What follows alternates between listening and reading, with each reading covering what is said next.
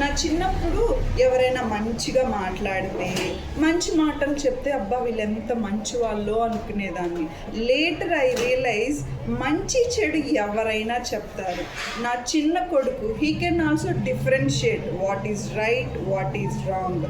But ఎవడైతే మంచి పక్కన నిలబడతాడో, నిజానికి అండగా నిలుస్తాడో, అవసరమైతే ఎదిరిస్తాడో వాడు మంచివాడు. ఇది మంచి, ఇది చెడు అని చెప్పడానికి మానవ జన్మెత్తితే చాలు. కానీ మంచి పక్కన నిలబడ్డానికి దిమాక్ ఉండాలి, ధైర్యం ఉండాలి, దమ్ముండాలి.